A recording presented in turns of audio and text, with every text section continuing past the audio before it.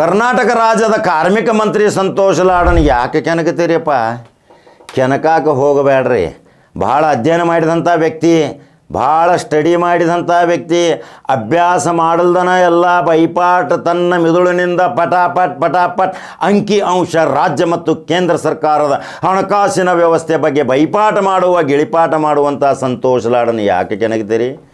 ಒಂದು ಭಾರತ ದೇಶದ ಪ್ರಸಿದ್ಧ ಚಾನಲ್, ಗಂಟಲ ಹರ್ಕೊಳ್ಳುವಂಥ ಚಾನಲ್, ಆ ಚಾನಲ್ದವರು 3 ತಿಂಗಳಿಂದ ಅಭ್ಯಾಸ ಮಾಡಿ 2 ನಿರೂಪಕಿಯರನ್ನು ನೇರ ಸಂತೋಷ್ ಲಾಡನ್ನ ಸ್ಟುಡಿಯೋಕ್ಕೆ ಕರೆದು ಪ್ರಶ್ನೆಗಳ ಸುರಿಮಳೆ ಗೆಳಿತಾರ. ಆದರೆ ಎಲ್ಲ ಪ್ರಶ್ನೆಗಳಿಗೂ ಒಂದೇ ಉತ್ತರದಿಂದ ಆ ನಿರೂಪಕ ಮತ್ತು ನಿರೂಪಕಿಯರನ್ನು ಕಕ್ಕಾಬಿಕ್ಕಿ ಮಾಡಿದಂಥ ಸಂತೋಷ್ ಲಾಡ್ ಕರ್ನಾಟಕ ರಾಜ್ಯದಲ್ಲಿ ಈಗ ಡಿಬೇಟ್ಗೆ ಕರೆಸೋ ಸಲುವಾಗಿ ಭಾಳ ವಿಚಾರ ಮಾಡಕತ್ತಾರ. ಆದರೂ ಈ ಪ್ರಸಿದ್ಧ ಚಾನಲ್ದವರು ಒಂದು 3 ತಿಂಗಳಿಂದ ಅಭ್ಯಾಸ ಮಾಡಿದ್ರಿ. ಹೆಸರಾಂತ ಒಬ್ಬ ನಿರೂಪಕ ಮತ್ತು ಒಬ್ಬಕ್ಕೆ ನಿರೂಪಕಿ, ಅವ್ರು ಕೇಳೋ ಪ್ರಶ್ನೆನ ಬೇರೆ, ಹೇಳೋ ಉತ್ತರನ ಬೇರೆ. ಅದಕ್ಕೆ ಸಮರ್ಪಕವಾದಿ ಖಡಾಖಂಡಿತವಾಗಿ ನೇರ ಅಂಕಿ ಅಂಶದಿಂದ ಉತ್ತರ ಕೊಟ್ಟಂಥ ಕರ್ನಾಟಕ ರಾಜ್ಯದ ಕಾರ್ಮಿಕ ಮಂತ್ರಿ ಸಂತೋಷ್ ಲಾಡ್ ಆ ಸ್ಟುಡಿಯೋದಿಂದ ಹೊರಗೆ ಹೋಗೋ ಪರಿಸ್ಥಿತಿ ಬತ್ರಿ. ಆ ನಿರೂಪಕಿಯರದನ ಹಂಗೆ ಕಕ್ಕಾಬಿಕ್ಕಿ ಆಗುವಂಥ ಪ್ರಶ್ನೆ ಕೇಳಿ ಅವರಿಗೆ ಉತ್ತರ ಸಹಿತ ಬರಲಾರ್ದಂಥ ಪರಿಸ್ಥಿತಿ ನಿರ್ಮಾಣ ಮಾಡಿದಂಥ ಕಾರ್ಮಿಕ ಮಂತ್ರಿ ಸಂತೋಷ್ ಲಾಡ್ ಆ ವಿಡಿಯೋ ಹಾಕಕತ್ತನ್ನು ನೋಡ್ರಿ. ಹಾಗಾದ್ರೆ ಯೂಟ್ಯೂಬ್ದಾಗ ಕಡಕ ಜವಾರಿ ಕಾಕನ ಬಟನ್ ಹೊಡ್ಕೋತ ಹೋಗ್ರಿ. ಸಂತೋಷ್ ಲಾಡನ್ನು ಕೆಣಕಾಕ ಹೋಗಬೇಡ್ರಿ. ಸಂತೋಷ್ ಲಾಡ್ ಅಭಿವೃದ್ಧಿಯ ಹರಿಕಾರ, ಬಡ ಜನರ ಜೊತೆ ಕೂಡಿರುವಂಥ ಒಂದು ವ್ಯವಸ್ಥೆ ಮಾಡಿಕೊಂಡಂಥ ತನ್ನ ಫೌಂಡೇಶನ್ದಿಂದ ಲಕ್ಷಾಂತರ ಕೋಟ್ಯಾಂತರ ಹಣವನ್ನು ದಾನ ಧರ್ಮದ ಮುಖಾಂತರ ಸಮಾಜ ಸೇವೆ ಮಾಡಿದಂಥ ಕರ್ನಾಟಕ ರಾಜ್ಯದ ಅಪರೂಪದ ನಾಯಕ ಸಂತೋಷ್ ಲಾಡ್. ಒಬ್ಬ ಅಂಗವಿಕಲ ಕೆಳಗೆ ಕೂತಾಗ ಅವನ ಪಕ್ಕದಲ್ಲಿ ಕೂತು ಅವನ ಸಮಸ್ಯೆಯನ್ನು ತಕ್ಷಣದಲ್ಲಿ ಪರಿಹಾರ ಒದಗಿಸಿದಂಥ ಸಂತೋಷ್ ಲಾಡ್ ಮೆಚ್ಚುಗೆ ವ್ಯಕ್ತಪಡಿಸಬೇಕಲ್ರಿ. ಇಂಥ ಮಂತ್ರಿಗಳು ಬೇಕ್ರಿ. ಇಂಥ ಮಂತ್ರಿಗಳಿದ್ರೆ ಒಂದು ಸ್ವಲ್ಪ ದಾನ ಧರ್ಮ, ಬಡವ್ರ ಬಗ್ಗೆ ಅನುಕಂಪ, ಮಾನವೀಯತೆ, ಕರುಣೆ, ವಾತ್ಸಲ್ಯ, ಪ್ರೀತಿ ಹುಡ್ತೈತಲ್ರಿ. ಹಾಗಾದ್ರೆ ಸಂತೋಷ್ ಲಾಡ್ ರಾಜ್ಯದ ನಾಯಕ ಆಗೋ ಸಲುವಾಗಿ ಎಷ್ಟೊಂದು ಜನ ಕಮೆಂಟ್ ಬಾಕ್ಸ್ನಾಗ ಲೈಕ್ ಮತ್ತು ಶೇರ್ ಮಾಡ್ತೀರಿ, ಅನಿಸಿಕೆಗಳನ್ನ ಹಾಕ್ತೀರಿ, ಯೂಟ್ಯೂಬ್ದಾಗ ಬಟನ್ ಹೊಡಿತೀರಿ. ಮತ್ತೊಂದು ಕಡಕ ಜವಾರಿ ಸುದ್ದಿಯೊಂಗ ಬರ್ತೀನಿ. ನಮಸ್ಕಾರ. 1.5 ವರ್ಷ ಆಯಿತು ಸರ್ಕಾರ ಬಂದು. ಸರ್ಕಾರ ಬರೋದಕ್ಕಿಂತ ಮುಂಚೆ ಪ್ರತಿಪಕ್ಷಗಳಿದ್ದಾಗ pay CM, 40% CM, PSI scam ಇಷ್ಟೆಲ್ಲ ಕೂಡ ಆರೋಪ ಮಾಡಿದ್ರಿ. ಜನನೂ ಕೂಡ ಬಹುಶಃ ಅಂದರೆ ನಿಮ್ಮ ಒಂದು ಆರೋಪಗಳಿಗೆ ಜನನ ಕೂಡ ಮೆಚ್ಚುಗೆ ಇರಬೇಕು, ಅದಕ್ಕೆ ನಿಮಗೆ ಓಟ್ ಹಾಕಿದ್ರು 136 ಶಾಸಕರು. ನೀವು ಹೇಳಿರುವಂಥದ್ದು ಸರ್ಕಾರ 1.5 ವರ್ಷ ಬಂದ ನಂತರ ಏನು ಹಗರಣನೇ ಆಗಿಲ್ಲ. ತುಂಬ ಸತ್ಯ ಹರಿಶ್ಚಂದ್ರ ರೀತಿ ಸರ್ಕಾರ ನಡೀತಾ ಇದೆಯಾ? ಒಂದು ಕಡೆ ಮೂಢ ಹಗರಣ, ಮತ್ತೊಂದು ಕಡೆ ವಾಲ್ಮೀಕಿ ಹಗರಣ, ಸರ್ಕಾರದಲ್ಲಿ ಅನುದಾನ ಇಲ್ಲ ಸಂಬಂಧಪಟ್ಟಂತೆ ಚರ್ಚೆ ಆಗ್ತಾ ಇರೋದು. ಇವೆಲ್ಲವೂ ಕೂಡ ಆತ್ಮಸಾಕ್ಷಿ ಹೇಳೋದನ್ನ ನೀವು ಒಪ್ತಿರೋದ್ರ ಸರ್ಕಾರ ತುಂಬ ಜನರ ಪರವಾಗಿ ನಡೀತಾ ಇದೆ ಅಂತ ಅನ್ಸುತ್ತೆ ನಿಮಗೆ? ನೋಡಿ, ಎರಡಿದೆ. ಸರ್ಕಾರ ಅಂತೂ ಜನರ ಪರ ನಡೀತಾನೆ ಇದೆ. ಸ್ಕ್ಯಾಮ್ ಬಗ್ಗೆ, ವಾಲ್ಮೀಕಿ ಹಗರಣ ಬಗ್ಗೆ, as we discuss till today, the matter is in the court. 50 crore rupeesವರೆಗೆ ಆಲ್ರೆಡಿ ದುಡ್ಡು ಬಂದಾಗಿದೆ.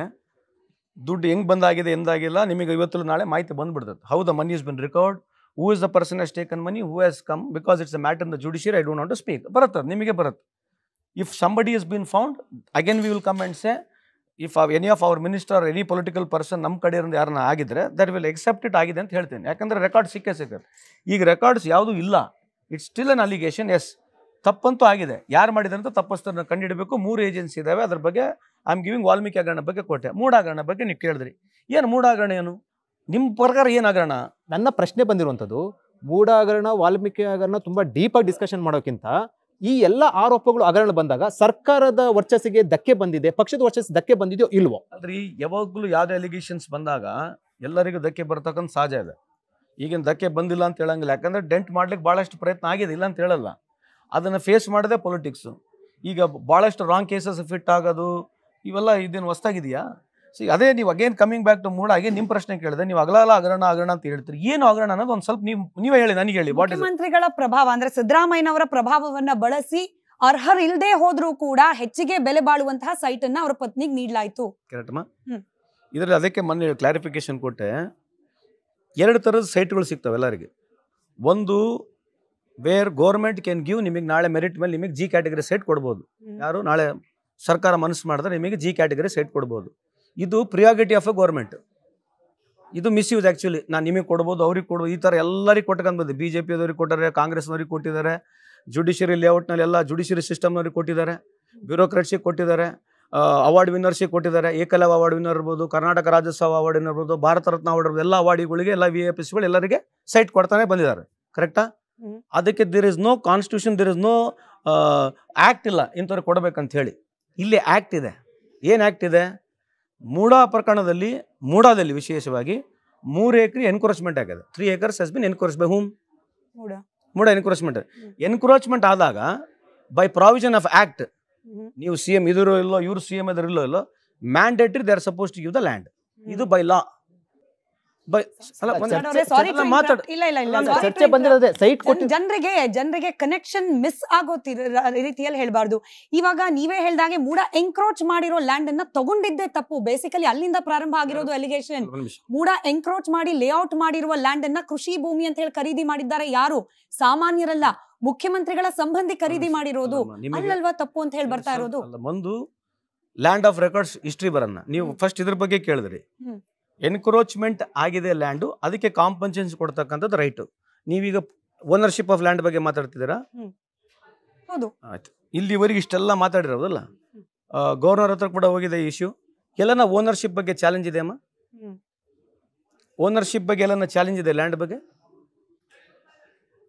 ಇಷ್ಟು ವರ್ಷ ಇಷ್ಟು 4-6 ತಿಂಗಳಿಂದ ಎಲ್ಲ ಇಡೀ ದೇಶ ತುಂಬ ಬಡ್ಡ ಮಾತಾಡ್ತಾ ಇದ್ದಾರೆ.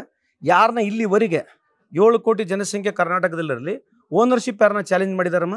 ನಿಮ್ಮ ಪ್ರಶ್ನೆಗೆ ಬರೋದಾದ್ರೆ ಸ್ಮಿತಾ ಅವ್ರು ಹೇಳಿದ ರೀತಿಯಲ್ಲಿ ಫಸ್ಟ್ ಮೂಡ ಸಂಬಂಧಪಟ್ಟ ಸೈಟ್ ಕೊಟ್ಟಿದ್ದಕ್ಕೂ ಯಾವುದು ಕೂಡ ಅಬ್ಜೆಕ್ಷನ್ ಇಲ್ಲ. ಸೈಟ್ ತೆಗೆದುಕೊಂಡ ರೀತಿ ಇದೆ ಅಲ್ವಾ, ಬೇರೆ ಅಲ್ಲ. ಓನರ್ ಸ್ವಂತದ್ದಲ್ಲ, ಅದಕ್ಕೆ ಗೌರ್ಮೆಂಟ್ ಇರುವಂತ ಲ್ಯಾಂಡ್ ಅಂತ ಹೇಳ್ತಾ ಇರುವಂತದ್ದು. ಮತ್ತೊಂದ್ ಕಡೆ 50-50 ನಿವೇಶನ ಅಡಿಯಲ್ಲಿ ತಗೊಂಡಿರೋ ತಪ್ಪು. ಅದನ್ನ ನಾವು ಸ್ಮಿತಾ ಅವ್ರು ಹೇಳ್ತಾ ಇರೋದಲ್ಲ, ಖುದ್ದು ನಿಮ್ಮ ಸಮಿತಿ, ಸರ್ಕಾರ ನೇಮಿಸಿದ ಸಮಿತಿ ವರದಿ ಕೊಟ್ಟಿರುವಂತದ್ದು 50 ಕೋಟಿ ನಿವೇಶನ ತಪ್ಪು ಅಂತ ಹೇಳಿರುವಂತದ್ದು. ಇದಕ್ಕೇನ್ ಹೇಳ್ತೀರಾ ಹಾಗಾದ್ರೆ ನೀವು? ನಾನು ನಿಮಗೆ ಇನ್ನೊಂದ್ಸಲ ಹೇಳ್ತೀನಿ. 36ಲಿಂದ ಹಿಸ್ಟ್ರಿ ರೆಕಾರ್ಡ್ ಇದೆ. ₹1 ಗರಾಜ್ ಆಗಿರ್ತಕ್ಕಂಥ ಲ್ಯಾಂಡ್ ಇದು. 1998ನಲ್ಲಿ ಆಗಿನ ಕಾಲದಲ್ಲಿ ಲ್ಯಾಂಡ್ ಡಿನೋಟಿಫಿಕೇಶನ್ ಆಗುತ್ತೆ. 1998ನಾಗ ಈ ಲ್ಯಾಂಡ್ ಡಿನೋಟಿಫಿಕೇಶನ್ ಆದರೆ ಈ ಲ್ಯಾಂಡ್ ವ್ಯಾಲ್ಯೂ ಇವತ್ತಿಗೂ ನೀವು ಚೆಕ್ ಮಾಡಿದ್ರೆ 0 ವ್ಯಾಲ್ಯೂ ಇದೆ. 2006ನ ಕೂಡ ಅವ್ರೇನು ಬಾವು ಮೈದನ್ನ ಖರೀದಿ ಮಾಡಿದ್ರು. ಯಾರು? ಮಲ್ಲಿಕಾರ್ಜುನ್ ವೈಫ್ ಬ್ರದರ್ ಖರೀದಿ ಮಾಡಿದ್ರು. ಅವತ್ತಿಗೂ ಲ್ಯಾಂಡ್ ವ್ಯಾಲ್ಯೂ ಏನಂತ ದೊಡ್ಡ ವ್ಯಾಲ್ಯೂ ಇಲ್ಲ, 0. ಡಿನೋಟಿಫಿಕೇಶನ್ ಆಗಿ 6 ವರ್ಷ ಆದ್ಮೇಲೆ ಖರೀದಿ ಮಾಡ್ತಾರಮ್ಮ. ಡಿನೋಟಿಫಿಕೇಶನ್ ಆಗಿ 6 ವರ್ಷ ಆದ್ಮೇಲೆ ಖರೀದಿ ಮಾಡ್ತಾರೆ. ಖರೀದಿ ಮಾಡಿ 4 ವರ್ಷ ಆದಮೇಲೆ ತಂಗಿಗೆ ಗಿಫ್ಟ್ ಡೀಡ್ ಕೊಡ್ತಾರೆ. ಗಿಫ್ಟ್ ಡೀಡ್ ಕೊಟ್ಟ ಆಗಿನ ಸಂದರ್ಭದಲ್ಲಿ 2013-18 ಮುಖ್ಯಮಂತ್ರಿಗಳು CM ಇದ್ರು, ತಗೋಬೋದಾಗಿತ್ತು, ತಗೊಳ್ಳಿಲ್ಲ ಅವರು. ತಿರ್ಗಾ ಸರ್ಕಾರ BJP ಬಂತು. BJP ಸರ್ಕಾರದಲ್ಲಿ ಕೊಟ್ಟಿದೆ. ಒಂದು ಪೊಲಿಟಿಕಲ್ ನಾವು ಪವರ್ನಾಗ ಇರಲಿಲ್ಲ ಅನ್ನೋದು ಒಂದು. Immaterial whichever party is there in power, entitlement ಬಗ್ಗೆ ಕ್ವಶನೇ ಇಲ್ಲ ನನ್ನ ವಾದ. If it is your site or his site ಕೊಡಬೇಕಾಗಿದ್ದು, ಬಿಕಾಸ್ ಲ್ಯಾಂಡ್ ಅಕ್ವಿಷನ್ ಆಯ್ತು ಅನ್ನೋದಕ್ಕೆ ಕೊಟ್ಟಿರೋದು. ಒಂದು ನಿಮಿಷ, ಲ್ಯಾಂಡು ಮೂಡೋದವರು ಎನ್ಕ್ರೋಚ್ ಮಾಡಿದ್ದಕ್ಕೆ ಅವರಿಗೆ ಲ್ಯಾಂಡ್ ಅದು ಆ ವಿಷಯದಕ್ಕೆ ಬಂದು ಮತ್ತು ಮೂಡೋಣ ಪ್ರಸ್ತಾವನೆ ಹೆಂಗಾಯ್ತು ಸೈಟ್ ಕೊಡೋಕೆ? ಏನು ನೀವೇನು CS ಸೈಟ್ ಕೊಟ್ರಾ, ಅಥವಾ ನೀವೇನು ಮೆರಿಟ್ ಅಥವಾ ಏನು VIP ಸೈಟ್ ಕೊಟ್ಟಿದ್ದೀರಾ, ಏನು G ಕ್ಯಾಟಗರಿ ಸೈಟ್ ಕೊಟ್ಟಿದ್ದೀರಾ? 14 ಸೈಟ್ ಎದಕ್ಕೆ ಬಂತು? ಕಾಂಪನ್ಸೇಷನ್ ಕೊಡಬೇಕಾಗಿದೆ ಅಂತ ಬಂತು. ಬೇರೆಲ್ಲ ತೊಗೊಂಡಿದ್ದಾರಲ್ಲ, ಯಾವ ಸೈಟ್ ತೊಗೊಂಡ್ರವರಲ್ಲ? ಕಾಂಪನ್ಸೇಷನ್ ಸೈಟ್ ತೊಗೊಂಡಿದ್ದಾರಾ ಎಲ್ಲರೂ? ಬೇರೆಯವರು ಯಾವ ಸೈಟ್ ತೊಗೊಂಡ್ರು? ಬೇರೆ ಅದ್ರ ಬಗ್ಗೆ ಯಾಕೆ ನೀವು ಚರ್ಚೆ ಮಾಡಲ್ಲ?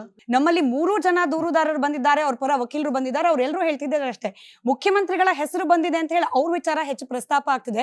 ಬಟ್ ನಮ್ಮ ಕಂಪ್ಲೇಂಟ್ ನ ಪ್ರಮುಖ ಭಾಗ ಇರೋದು ಇಡೀ ಮೂಡಾದಲ್ಲಿ ನಡೆದಿರುವ 4-5 ಸಾವಿರ ಕೋಟಿ, ಎಷ್ಟು ಹೇಳಿ ಸರ್, 4-5 ಸಾವಿರ ಕೋಟಿ ಅಷ್ಟು ಎನ್ಕ್ವೈರ್ ಆಗ್ಬೇಕು ಅನ್ನೋ ಉದ್ದೇಶ ನಾವು ಇದನ್ನ ಪ್ರಸಾರ ಮಾಡಿದೀವಿ. ಬೇಸಿಕಲಿ ಮೂಡಾದಿಂದ ಮುಂದುವರಿಯೋಕ್ ಮುಂಚೆ ನನ್ನ ಪ್ರಶ್ನೆ ಇರೋದು ಸರ್, ಕೋರ್ಟ್ ಕೂಡ ಹೇಳಿರೋದು ಮುಖ್ಯಮಂತ್ರಿಗಳ ಪತ್ನಿ ಆಗದೆ ಹೋಗಿದ್ದಿದ್ರೆ ಇಲ್ಲಿ ಸಿಕ್ಕಷ್ಟೇ ಸರಾಗವಾಗಿ ಅನುಕೂಲಗಳು ಸಿಕ್ತಿತ್ತ ಅನ್ನೋ ಅನುಮಾನ ಇದೆ. ಹೀಗಾಗಿ ಡೈರೆಕ್ಟ್ ಬೆನಿಫಿಷರಿ ಅಂತ ಹೇಳಿ ಪ್ರಕರಣದಲ್ಲಿ ಇರೋರು ಪ್ರಭಾವಿಗಳ ಪತ್ನಿ ಆಗಿರೋದ್ರಿಂದ ಅಧಿಕಾರ ದುರ್ಬಳಕೆ ಆಗಿದ್ಯಾ, ತನಿಖೆ ಮಾಡಿ ಅಂತ ಹೇಳಿ ಬಂತಲ್ಲ ಆರೋಪ ಅಲ್ಲಿಗೆ.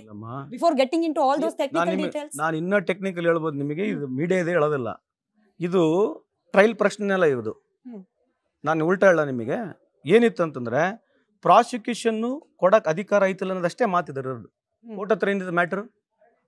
What was the matter in the court? Whether prosecution should be given or not, it's a constitutional matter ಇತ್ತು ಬಿಟ್ವೀನ್ ಮೀ ಆ್ಯಂಡ್ ಯು. ಅಷ್ಟು ನಿನಗೆ ಸೂಕ್ಷ್ಮ ಹೇಳಿದ್ದೀನಿ, ಜಾಸ್ತಿ ಹೇಳಕ್ ಬರೋದಿಲ್ಲ ನನಗೆ. Hope you understood where I am coming from. So I cannot go much in detail.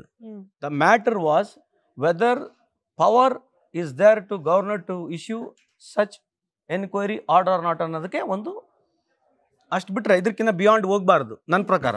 Governor act ಬಗ್ಗೆ ಏನಿದೆ, ಗವರ್ನರ್ ಮಾಡ್ತಕ್ಕಂಥದ್ದು ಮೋರ್ ಆಫ್ ಪೊಲಿಟಿಕಲಿ ಮ್ಯಾಲಿಫೈಡ್ ಇದೆ ಅಂತ ನಮ್ಮ ವಾದ.